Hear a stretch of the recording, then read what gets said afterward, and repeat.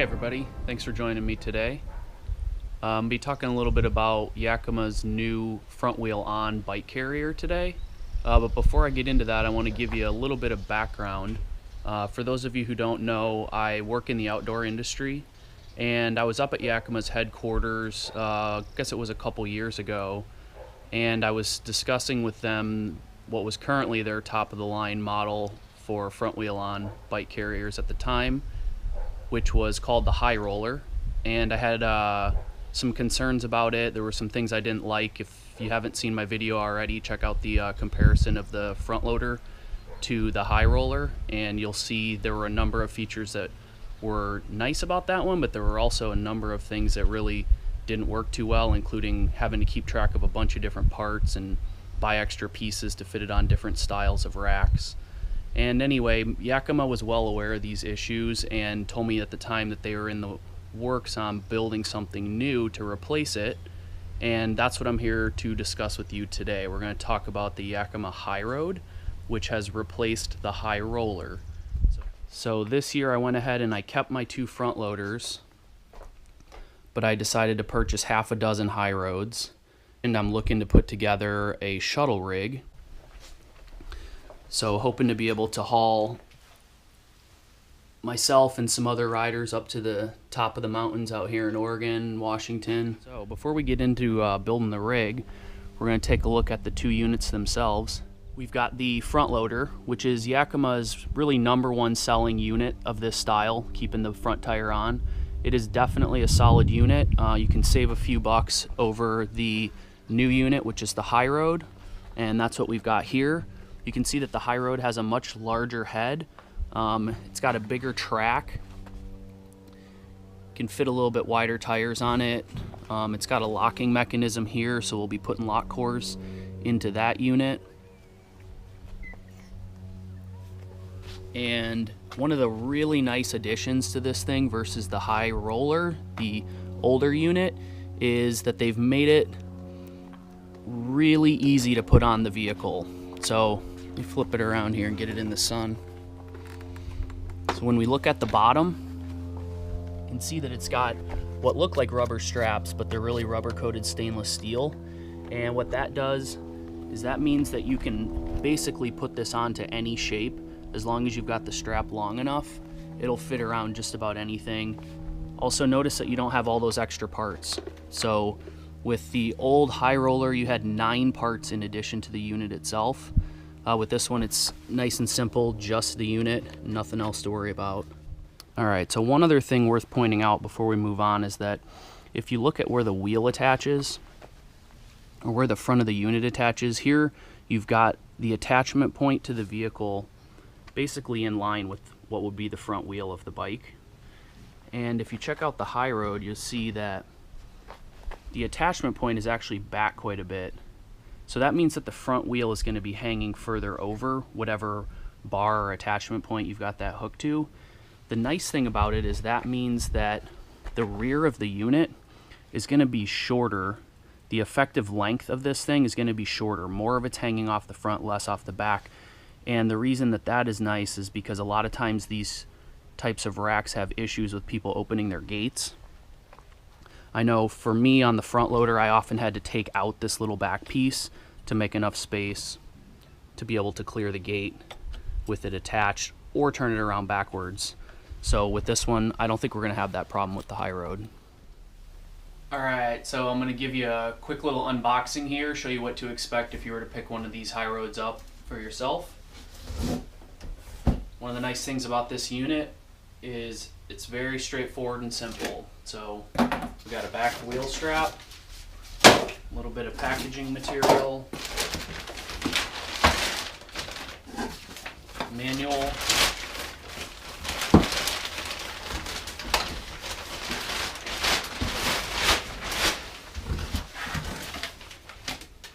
safety information, and the unit itself, and that is it. Otherwise, this thing is ready to go right out of the box. Alright, so here we are. We've got half a dozen Yakima HighRoads and a couple front loaders at the end here. And one thing worth noting while we've got them right side by side is the difference in the way the strap system works. So on the front loaders, you have to take the unit off, you pop the end cap off and turn it around if you want the strap to be on the other side, for which side you have access to. And they set it up a little different on the HighRoad. Here, you've got the strap can go in either side. The strap itself is one-sided, so it has to slide through, and then it's got the little retaining knob. But you can set it from either way, so you don't have to take anything apart in order to be able to set that. So that's pretty cool. The next thing that we're going to do is we're going to bust out the trailer and see how these guys fit on there.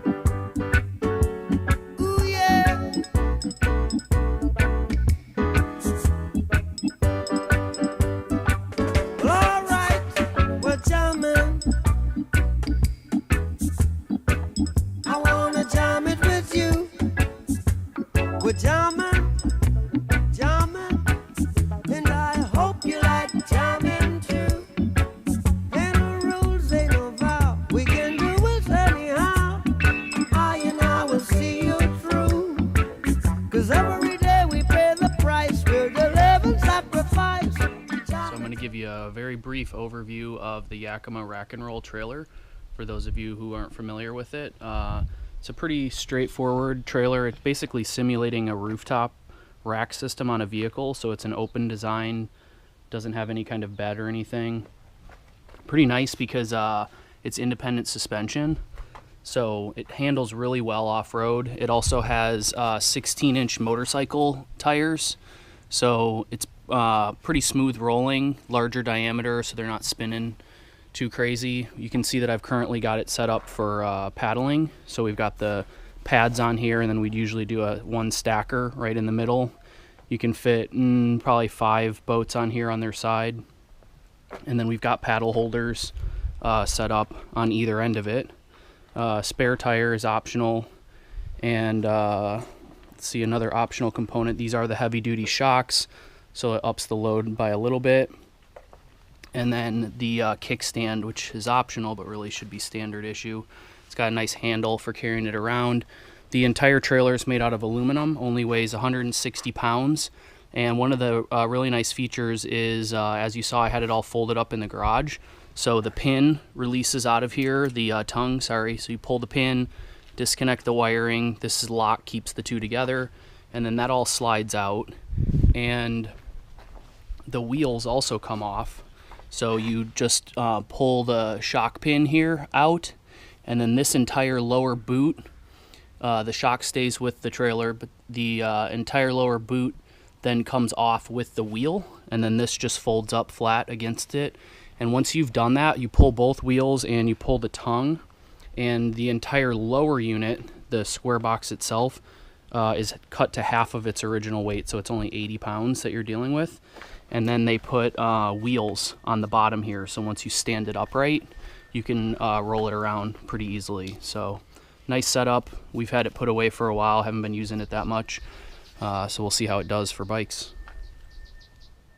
All right, so got the trailer all stripped off. Give you a quick look here so you can kind of get a little better idea of what this is about. So if I didn't already mention it, the trailer does come in 2 sizes. I think they make a 66, and this is the 78, and that's just the actual width of the trailer. So just depending on how much stuff you want to try and get on there. And this one is the wider one. I added the rod as well, the little marker rod. That's extremely helpful if you're trying to back this thing up and you don't have anything on it. And another thing that I failed to mention earlier is that they do make an extra long tongue for these. I find this is plenty long for everything that I do. The whitewater boats are pretty short, but I think if you're using boats that are like over 15 feet or something like that, they recommend using the longer tongue. So just something to keep in mind. All right, so now the fun begins. Get to start adding bike racks on there and see how it fits. We're jamming. The thing that jamming was a thing of the past. We're jamming. And I hope this jam is show everybody a little bit about how the mechanism works here. So on every piece you've got a little arrow showing you that it can slide out of the way, and what that does is it allows this latch to open. You can see it's got these two long kind of arms under it, and those are what that slides into. So you remove that latch and then that slides down, and that is the actual strap mechanism. So it's originally going to be all closed, and you need to get it around your bar, whatever that bar is, and then you need to move it up in there. Don't put it in backwards like this, it needs to go in forward, and then you need to set those little knobs right there down into these little gaps, and then that's going to fold over, and you want it to have tension. So if it doesn't, you need to adjust this little knob. So a lot of times when you first start, it'll be too loose and it'll just fold over really easily. So then you want to just move that little nut, pulling the strap tighter till you get a solid tension, lock it down, slide the retainer in place, and we'll be putting lock cores in here to lock it to the vehicle.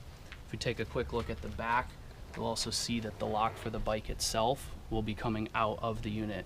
So then you can be locking your bike to the rack, and then your rack is locked to the vehicle. Obviously these are cable locks, so they're not super secure. If you've got expensive bikes and you're leaving them overnight, put something more secure on them. And then the rear wheel tray can slide right through it, so it can still sit anywhere along the way. And then if we take a look up at the front, you can see that this is basically the same mechanism. We're gonna have one on each side.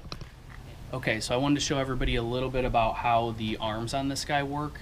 You might remember that one of the things that I actually did like about the old HighRoller was that it had a kind of a clutch system where the arm would, the second arm would stay up on its own.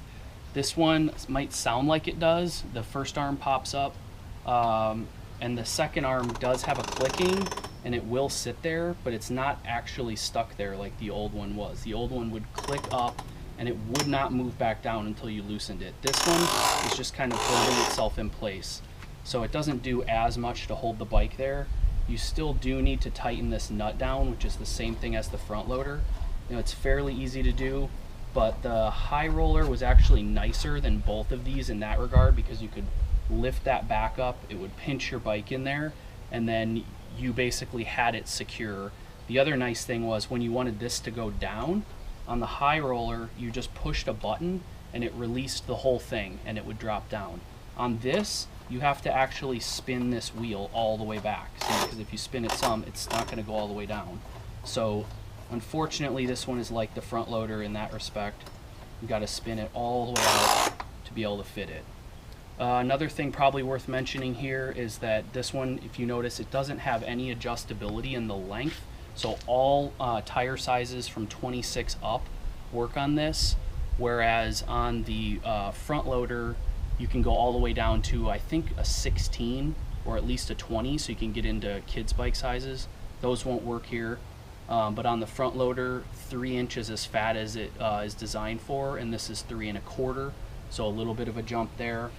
And another piece to point out between the two is that these guys weigh, I think, 18 pounds, whereas the front loader only weighs 13. So they are significantly heavier than the front loader, and then they're about $30 more. These are $229 MSRP versus $199 for the front loader.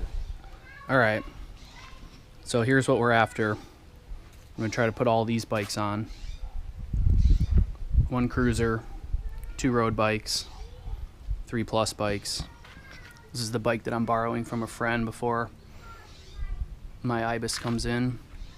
I've got a HD4 on order, my wife's pony rustler, and the new wood smoke that I just got, a hardtail for bike packing. Just had it out at Bend for the first weekend. Super fun. All right, so we're about to start loading bikes, but one of the things that kind of came up that I wanted to mention is 2 of these bikes that we're mounting have front fenders, and that is one of the kind of downsides to these bike racks. They're generally referred to as upright bike racks, where the bike is sitting up whole. You don't take the front tire off, and it's not a tray style. So with that, because you've got this back piece, it's going to come up and it's going to hit against the fender. So we're going to go ahead and put them on there and just do it lightly, just to have them be placeholders, but you really wouldn't be able to use this to take these bikes down the road, and that's where something like the T2 Pro, the tray rack style that I showed earlier, would be better. if you've got a front fender and it's short enough, you can still kind of use that. Otherwise, you do have to go some other route. No bullet can stop us now. We need to beg, no, we won't bow. Neither can be bought nor sold. We all defend the right. Judge, our children must unite. Oh, life is worth much more than gold. We're jamming, jamming, jamming, jamming, and we're jamming in the name of the Lord. So what we were just messing with, one of these units seemed to have something wrong with it. Normally, these wheels would spin totally free all the way down until it's snug. This one is spinning free at the beginning. You can even see the threads don't look right. And then you get down just a few turns and you have to spin it the entire way, and it's got some resistance to it. It's not just spinning freely. I have to go down here. I'll look and test. Now take a picture. I'm taking it. Yeah. Nice job. 2 weeks on a two-wheeler. Nice. Only 2 weeks on a two-wheeler? Got that one. Okay, so we didn't figure anything out. I'll have to contact Yakima about the bad threads. And one other thing to point out here is that we're putting bikes on from the far side towards this side. Normally I would probably start in the middle and work my way out, but we're just doing it that way for the purposes of the video. That way you can see what we're doing as we move our way along. We're jamming, jamming, jamming, jamming. We're jamming right straight from your sing. Holy Mount Zion, Holy Mount Zion, just seated in Mount Zion. It rules all creation. Here we're jamming. Up to our war, we're jamming. Got all the bikes on. A couple things have come up to show you. One, I forgot to mention before, but they do actually create on this bike rack a torque setting on this that releases. So you're supposed to be able to tighten it until it pops. And then you know that it's tight enough, but not too tight. It's a little weird the way they made the tray system, because the tires don't actually sit there in the tray. They sit up to the front. And that seems to be the case with pretty much every tire. Like the road tires are the same way here. They all sit forward. I don't really know what the back of that even is. And then the other thing is we put the two bikes with the wider handlebars here by each other to be able to sort of test what the clearance is like, and you can see that it definitely could be an issue with this many bikes. You've got this trying to pound the bike yoke dropper lever off of there, so 6 might be a bit much. Might be better with 5 bikes, especially if they're going to be mountain bikes with wider handlebars. But overall, pretty good. We basically decided that putting 6 bikes on there was a bit much, too close for wide handlebars for mountain biking. So you can see now that what we've done is gone to 5 bikes. And as you can see here, with these 2 bikes, you get much better clearance between the handlebars, where before the end of this handlebar was all the way up against this dropper lever. Now we've got some pretty solid separation. I think this bar is 750 and this bar is an 800. So with 2 800s you might get into a little bit of bumping. I think you'd probably still stay away from shifter levers and dropper posts, but the bar ends themselves might kind of bump against each other. But not too bad, set up with 5 bikes. And one of the nice things about these Yakima rack and roll trailers is that if you're heading out on like a trip in the morning or whatever, you can get everything set up the night before and basically just hook it up and roll away in the morning.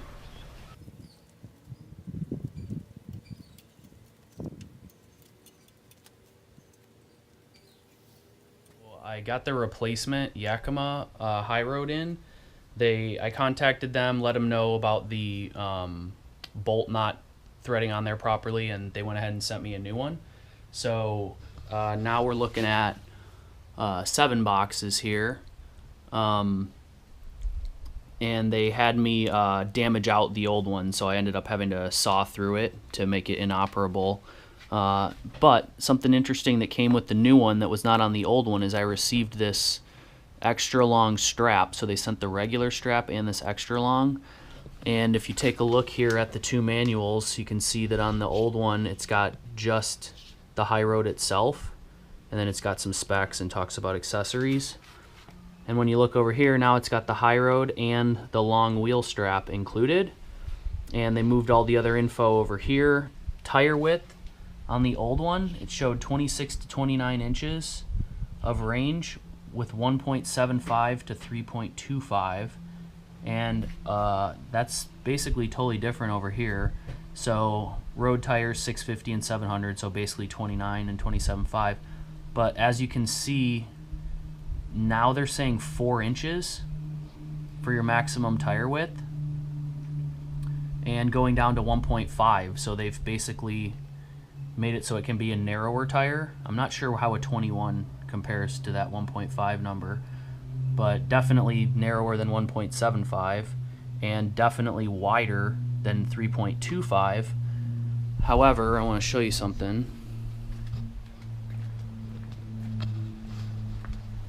I'm not really sure how they're claiming that, because if we take a look at the front hoop, you can see it's barely over 3.5 inches.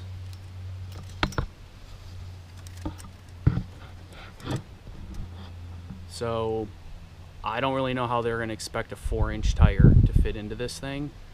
You know, maybe if you deflate it a bit, and depending on the tire's actual width, obviously. The thing that I want to talk about real briefly are these SkyLine tower systems. So for a while I was just using the factory bars on this car. It's a 2013 Outback, but especially for carrying bikes, they're not ideal. They're not super strong. They, you know, stop right here at the car. They don't have any overlap, and they bow quite a bit. And so when you get bikes up there, the bikes are kind of like tilting out at both sides, and because the bars aren't super rigid, they bounce around quite a bit. The reason I had kept them was because they were so convenient for opening and closing, but I didn't realize just how easy these Yakima systems were. So basically you just unlock it, and then you just pinch at the side and open it up. And when you open that, the way this system works is it's got this lower unit, which is called a landing pad, and that bolts to the vehicle. And then this upper unit, the tower itself, fits into there. That's this piece right here. So one other advantage to this is you could, if you were only using your crossbars for one thing, you can leave your unit attached to it and take it off as just one piece. One other thing to mention is that if you have this style of bar with a T-slot, there's a T-slot adapter. I actually have a couple of them. I'm not sure if I'm going to use them yet, but what that allows you to do is you get rid of this strap entirely, and you go to a system that has a just a T-bolt that you fit down in here and turn sideways, and then you thread a nut onto the top. That fixes it onto here, and it has the advantage of not having the strap to deal with, so there's nothing underneath. And the real bonus to that one, in my opinion, is that when you don't have this strap, you can put it anywhere you want. So you can put it out to the very edge, you can put it straight over the tower.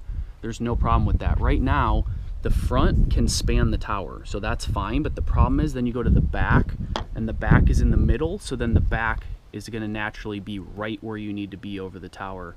So that will not work. So you end up having to move it in, which you can see now. You can move it into just the inside of the tower, but that puts your bike rack pretty far in. So otherwise you'd be able to have it right out here at the edge. The disadvantages to the T-slot are that then you are cutting the rubber stripping, so you're creating like a spot where it's going to sit.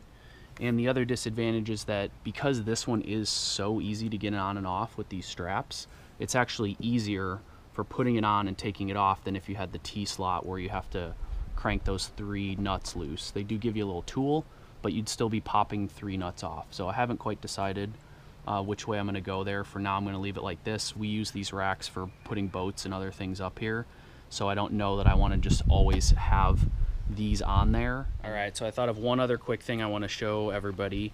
On the Yakima bars, This is the aluminum bar with the T-slot, obviously. And one of the things that I do not like about this bar is that they made the rubber flush. It's actually a little bit recessed almost on the top of this. And the problem with that is, well, kind of twofold. One, if you look at it, I've only used this thing a couple times, and it's just hammered. So we do a lot of whitewater kayaking, and the boats go directly on here. We don't use like any kind of rack system. And anyway, they sit right on it. They get all scratched up. Now, my wife's car, she has Thule set up on here, and you can easily see that theirs is significantly raised, and it's got these nice ridges, and that system does a much better job of, one, protecting it. I mean, this bar is in better shape now than mine is, and this thing's like a few years old. And this also stops things from sliding around. Quick demonstration of how to change out the lock core, or rather how to put one in, but it would be the same pretty much if you were pulling one out. So remember, these come without a lock, and you can put one into here, and we're going to put one into here. So you're going to need lock cores for however many you determine. You can order these to a specific number if you want to match anything that you already have. You can buy them, I believe, in sets of up to maybe 10 or so, but you can buy them individually on the website. And you're also going to need this universal key for being able to pull them out. Okay, so we can use this key, and the first thing that we need to do is to just pop the case that's in there out. So it's got a little slot on the side. We can just pull that out. And then when you look in there, you can actually see down in the bottom, there's a little hole, and that is going to match up with the little divot on this guy. We go to put it in there. You can push them in, and they will just pop into place. But if you need to remove it, then you're going to need to have that universal key to be able to draw it out. What it's doing is it's releasing that very, very bottom pin so that that can pop out. Popping that piece out, and then we're going to look in there, figure out which direction the little tab is sitting, and pop it in. And it's as simple as that. And now we've got our lock set up. So, and this has a little retaining clip to hold it. So pretty simple, and then we'll just repeat this across all of the other units, and then everything's going to match. So I've got them all keyed to the same for my setup, and I've got something like 30 of these now, because there's going to be over a dozen here, and there's a bunch more on other things, so that way you only have to keep track of one key for all of them. John, don't hope you're charming too. John knows how much you've tried. The truth again is high to keep you satisfied. True love I know exists is the love I can't resist. So